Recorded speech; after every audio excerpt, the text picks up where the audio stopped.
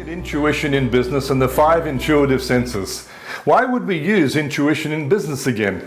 Well, Steve Jobs considered intuition more powerful than intellect. Years ago, Professor John Michalowski, New Jersey Institute of Technology, conducted intuition tests on CEOs. Out of 100% of CEOs with high intuition scores, 81% doubled their business in 5 years. Out of 100% of CEOs with low intuition scores, only 25% managed to double their business in 5 years. So why would we use intuition? Because highly intuitive business people are going to be more successful than those who are not. 81% highly intuitive compared to 25% low intuition. In the last session, we began speaking about the 5 senses of intuition. The word intuition comes from a Latin verb which is translated to the word intuit. Intuit means to contemplate. Intuition is often interpreted as the ability to understand something instinctively without the need for conscious reasoning. Intuition's like a GPS inside of us. It's trying to steer us towards something meaningful. We need to listen to it when we're lost. We need to listen to it when we're surrounded by others' advice. We need to listen to it when we think we already have the right answer. So in the last session, we were talking about some of these 5 senses of intuition. We talked about the sense of smell, the sense of taste, and touch or feeling. But let's have a look at hearing. Hearing's often called the still small voice.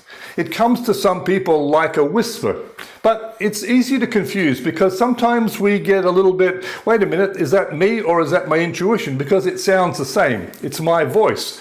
But that's okay. When you drink water from a plastic hose, it always tastes a bit like plastic. And so the voice of your heart or your intuition, it's coming up through you and it will sound like you. But as you learn to discern the difference, it's not a voice of fear or rejection or anxiety or pressure, but this voice brings peace, it brings joy, it actually sort of like bubbles up inside of us, and we feel often happy when we have this voice speak to us. Sometimes, unfortunately, we don't always listen. Years ago, we hired a guy called David as a sales manager. He'd been recommended to us, and all the references were very glowing. He was an unbelievable communicator, had an MBA in a great university, and his CV looked amazing. However, there was a little voice of intuition speaking to me during the recruitment process, saying there's something not quite right about this guy. It doesn't add up, but I wasn't listening.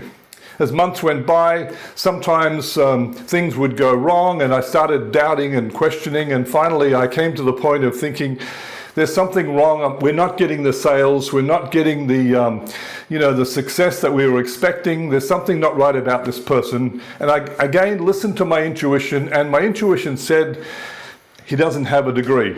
So I decided to ring up the university, and sure enough, they said, we've never heard of him. He's never studied here. He does not have a degree. All throughout his career, he'd lied about his degree, which he never had. We picked up something was wrong, and we didn't listen to initially, but eventually we did. Ultimately, listening to that voice of intuition saved us a lot of money. So sometimes we hear, sometimes we actually see something. Some people see a little picture in their mind, and they see a little thought. Sometimes it can be like a dream, even a daydream. Albert Einstein was a strong mental intuitive. He said man's conquest over his own ignorance must rest on intuition. And so Albert Einstein, he was a person who believed in intuition. He discovered the theory of relativity through a vivid daydream of riding on a beam of light, which he followed in his mind's eye back to its point of origin. Whenever he was faced with a challenge, Einstein would often go and lie down. He often got criticized. Some people thought he was lazy and sleeping all the time. But in fact, what he was doing was he was becoming more intuitive. He was coming in contact with his intuition. I love this quote. He said, "The intellect has little to do on the road to discovery. There comes a leap of consciousness, call it intuition or what you will. The solution comes to you and you don't know how or why." How amazing. He learned to tap into his intuition, creativity. When I started my career as a consultant, I worked with a small internet-based startup company. The managing director had worked for several large multinational companies. But one night I had a dream. I don't dream a whole lot, but in this dream I saw the secretary and the owner of the company conspiring to shut down the company, and all of the staff, contractors and franchisees losing their investments. In fact, I saw chains being placed on the office door, locking out everybody.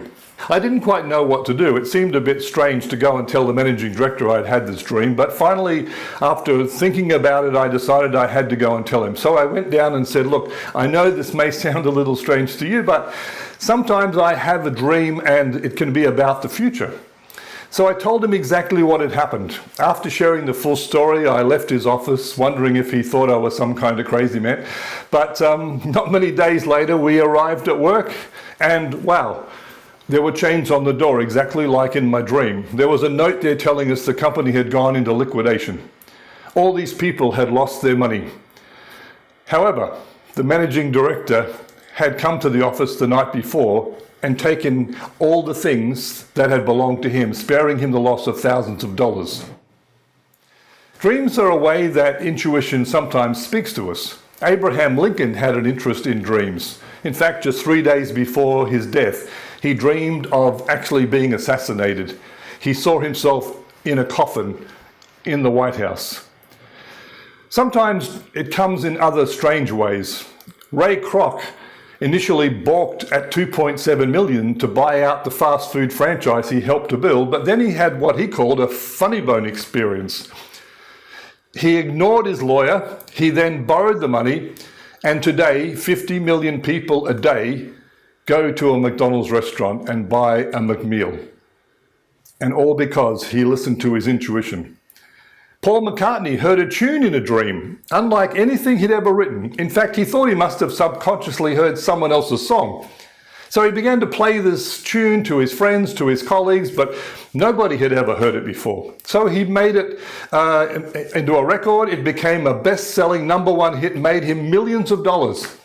The song is called Yesterday. So how does your intuition come to you? Understanding this will help you to become more confident in future when intuition speaks to you.